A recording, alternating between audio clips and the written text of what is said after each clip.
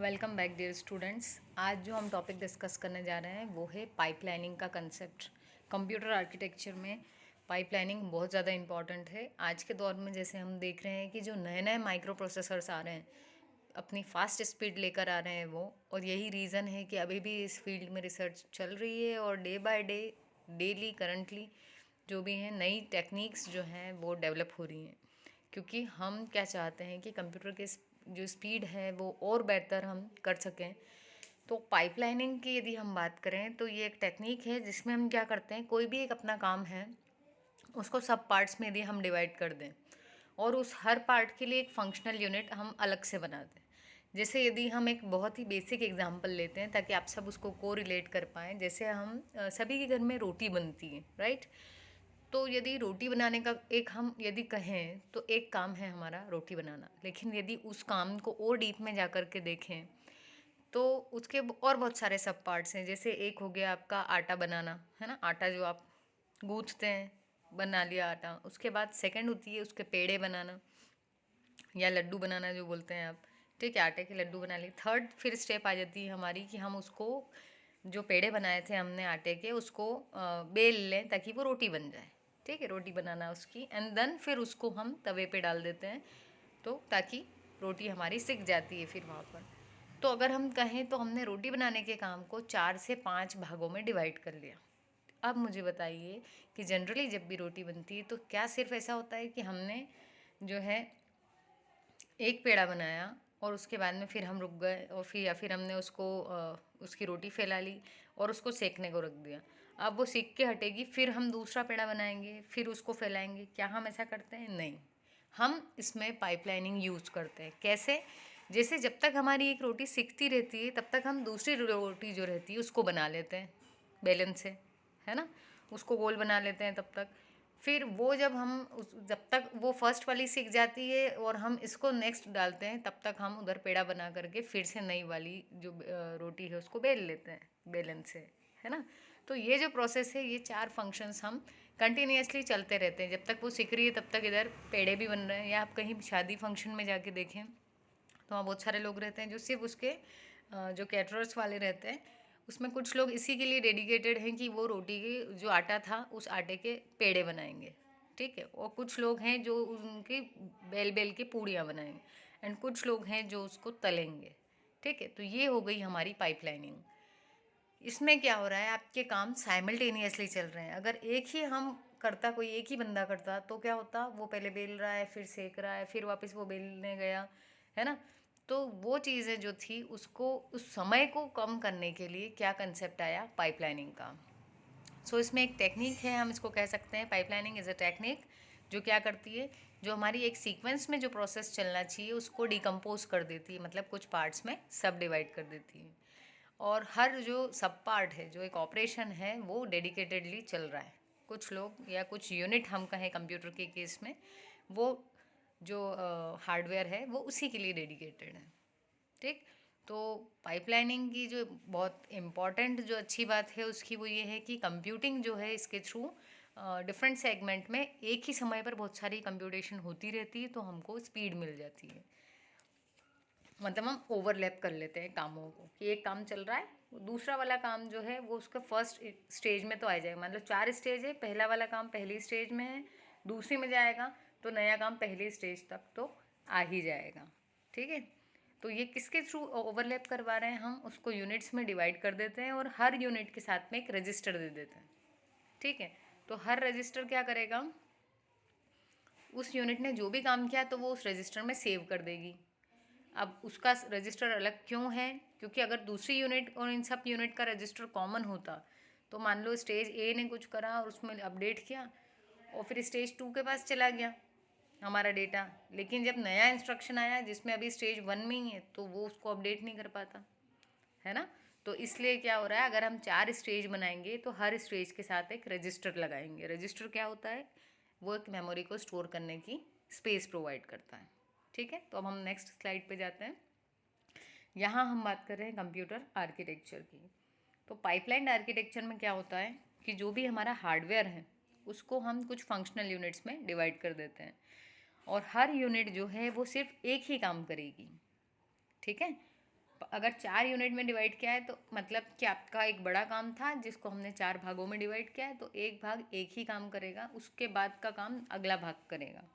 ठीक। सो ये dedicated task perform करेंगे। नंबर ऑफ फंक्शनल यूनिट्स में very from processor two processor. तो फंक्शनल यूनिट्स कितनी होंगी, कितनी स्टेज में वो डिवाइड करने वाला है, ये किस पे डिपेंड करेगा? प्रोसेसर पर। हो सकता है कोई प्रोसेसर 3 स्टेज लेता हो, कोई 4 स्टेज ले रहा है, कोई 5 स्टेज की रख रहा है पाइपलाइनिंग को। ठीक है, तो ये वेरी कर सकता है। These functional units are called as stages. अब जो हमने बात करा कि एक प्रोग्राम, एक ऑपरेशन को कुछ फंक्शंस में डिवाइड किया, तो एक फंक्शन जो हुआ उसको क्या बोलेंगे हम? स्टेज। तो अगर एक प्रोग्राम के आपने 4 पार्ट किए थे तो हम कहेंगे कि 4 स्टेज हैं। और इसको मैनेज कौन करेगा? तो जैसा कि नाम से ही पता चल रहा है, कंट्रोल यूनिट। वो क्या करेगी? कंट्रोल सिग्नल्स भेजती रहेगी ताकि कब किस स्टेज को क्या परफॉर्म करना है वो सिग्नल्स मिल जाएं। ठीक है। फिर ये रजिस्टर वाली बात मैंने आपको बताई कि हर स्टेज के साथ में एक रजिस्टर रहेगा। अभी आगे हम एक डायग्राम देखने वाले हैं, उससे चीज़ें बहुत क्लियर होने वाली हैं आपको। और कितने समय में काम करना है ये कौन बताएगा? ये ग्लोबल क्लॉक रहेगी जो बताती रहेगी कि एक स्टेज का काम इतने टाइम में हो जाना चाहिए। ठीक है। तभी तो फिर वो ध्यान रहेगा, अगर एक क्लॉक ज़्यादा टाइम ले लेगी तो दूसरी ने जो काम कर लिया है वो इसको आगे कैसे बढ़ा पाएगा? तो सब इक्वल अमाउंट ऑफ टाइम लें, इसलिए एक ग्लोबल क्लॉक होना ज़रूरी है। ग्लोबल मतलब हर स्टेज उस क्लॉक को फॉलो करेगी। ठीक है। At the beginning of each clock, जैसे ही वो क्लॉक शुरू होगी, मतलब जब वो समय शुरू होगा, तो क्या होगा? हर स्टेज अपने रजिस्टर में से डेटा लेके उस पर काम करना शुरू कर देगी। तो अब हम इसको देख लेते हैं एक डायग्राम के थ्रू आगे। अब जो हम बात कर रहे हैं उसमें हमने क्या किया है? 4 स्टेज की पाइपलाइनिंग की बात करने वाले हैं हम। इससे पहले वाला वीडियो यदि आपने नहीं देखा है तो उसको ज़रूर देख के आए, इंस्ट्रक्शन साइकिल को। मैंने उस वीडियो में भी कहा है वो ज़रूरी है क्योंकि आगे की सब चीज़ें उससे रिलेटेड है। कोई भी इंस्ट्रक्शन जब हम एग्जीक्यूट करते हैं तो सबसे पहले क्या करते हैं? उस इंस्ट्रक्शन को फैच करके लाता है। फैच करने में क्या होता है? उसका जो कोड है अंदर, जिससे कंप्यूटर को पता चलेगा कि काम क्या करना है, वो कोड इंस्ट्रक्शन फैच के थ्रू आ जाएगा। अब कोड आया है, अभी तो क्या करना पड़ेगा? उसको डिकोड करना पड़ेगा। जब डिकोड कर लिया तो पता चल गया कंप्यूटर को कि उसको एग्जैक्टली काम करना क्या है। तो जब उसको ये मालूम पड़ गया कि करना क्या है, तो वो क्या करेगा? उस काम को करेगा, जिसको हम क्या कहते हैं? एग्जीक्यूशन। अब एग्जीक्यूट कर दिया तो हो सकता है जो भी आउटपुट आया वो उसको कहीं लिखना हो। ठीक है, तो यहाँ पर क्या आ गई? Step next, right back. तो अब हम इसको देख लेते हैं। तो ये 4 स्टेज की पाइपलाइनिंग के लिए जो सीपीयू का हार्डवेयर था वो 4 पार्ट्स में, 4 फंक्शनल यूनिट्स में डिवाइड हुआ और हर फंक्शनल यूनिट एक काम करेगी। ये देखिए, सबसे ऊपर लिखा है कंट्रोल यूनिट। ये क्या करेगी? ये कंट्रोल सिग्नल्स देगी किसको? हर स्टेज को। अब यदि आप नीचे देखें तो लिखा है स्टेज 1, 2, 3 एंड 4, 4 स्टेजेस हैं। अब देखो, एक जो बॉक्स बना हुआ है ये डैश्ड लाइन से, इसमें हम क्या देख पा रहे हैं? सबसे पहले लिखा हुआ है रजिस्टर R1 और एरो लगा के क्या लिखा है? Instruction fetch. तो क्या होगा? R1 जो है, इसमें हम जो भी अभी इंस्ट्रक्शन था उसको एग्जीक्यूशन करेंगे जब, तो इंस्ट्रक्शन फैच वाली जो स्टेज थी ये हमेशा हमारी पहली स्टेज होगी। ये इंस्ट्रक्शन को लेकर आई, पर ये क्या लाई? ये कोड लाई। नेक्स्ट साइकिल जब मिलेगी तो ये जो इंस्ट्रक्शन फैच से एक एरो जा रहा है रजिस्टर R2 के पास में, यहाँ पर वो कोड चला जाएगा रजिस्टर R2 में। अब जैसे ही अगली क्लॉक आएगी तो ये जो इंस्ट्रक्शन डिकोड वाला बॉक्स दिख रहा है सेकंड वाला, ये क्या करेगा? R2 में से जो कोड आया था उसको ले लेगा और उसको डिकोड करेगा।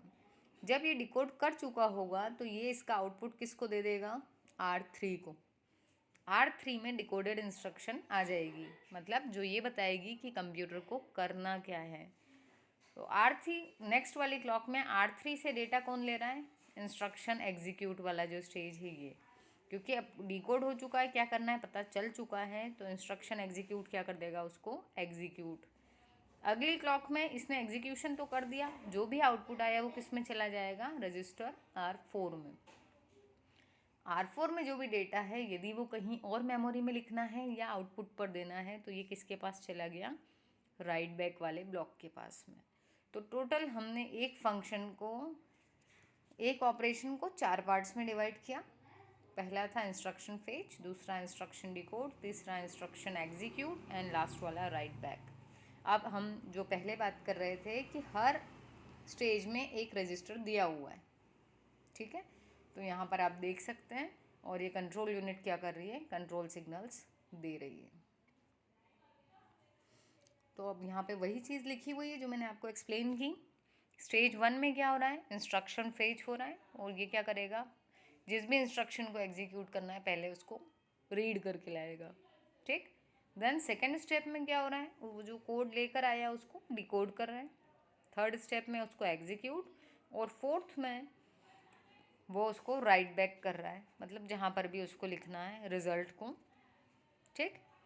सो एग्जीक्यूशन जो हो रहा है यहाँ पर इन पाइपलाइन आर्किटेक्चर, इसमें क्या होगा कि कोई भी प्रोग्राम में सिर्फ एक इंस्ट्रक्शन कभी नहीं होगी, एक से ज़्यादा होगी, ठीक है। तो यहाँ पर क्या होगा, जब आपका पहला वाला इंस्ट्रक्शन फर्स्ट स्टेज पे आया तब तो और कोई नहीं था, ठीक है। जैसे यहाँ देखो ये लिखा है S1, पहला इंस्ट्रक्शन आया हमारा, कहाँ पर है वो, स्टेज 1 में है, तो आ गया I1। अगली बार नेक्स्ट क्लॉक में कौन सी स्टेज में जाएगा, सेकेंड में जाएगा। तो देखो नीचे वाले ब्लॉक में क्या लिखा है, फिर से I1 लिखा है, 2 के सामने वाली लाइन में, 2 के कॉलम में लिखा है हमने I1। अब ये जो इंस्ट्रक्शन 1 है, जब ये सेकेंड स्टेज में जाएगा तो देखो पहली स्टेज खाली थी, तो यहाँ पर हमारा नेक्स्ट इंस्ट्रक्शन आ सकता है, ठीक है। तो जब तक आपका सेकेंड वाला इंस्ट्रक्शन सेकेंड स्टेज में आए तब तक आपका दूसरा इंस्ट्रक्शन नया फर्स्ट स्टेज में आ गया। फिर ये तीसरी क्लॉक में पहला इंस्ट्रक्शन आगे की स्टेज में बढ़ा, तो ये जो सेकेंड था I2 भी आगे बढ़ा। अब ये आगे बढ़ा तो S1 खाली हो गई, तो I3 को ले लिया। तो देखिए ये अगर हम करते जा रहे हैं, तो यदि मैं बात करूं S3 में, तो S3 में देखो थर्ड कॉलम में I1 है, वो क्या है, कौन सी स्टेज में, थर्ड स्टेज में। I2 अभी सेकेंड स्टेज में है, और I3 फर्स्ट स्टेज में। तो इस तरीके से क्या हो रहा है, यहाँ पर पैरेलल प्रोसेसिंग हो रही है, एक साथ काम चल रहा है हमारा बहुत सारा। तो इसको हम कहते हैं पाइपलाइनिंग।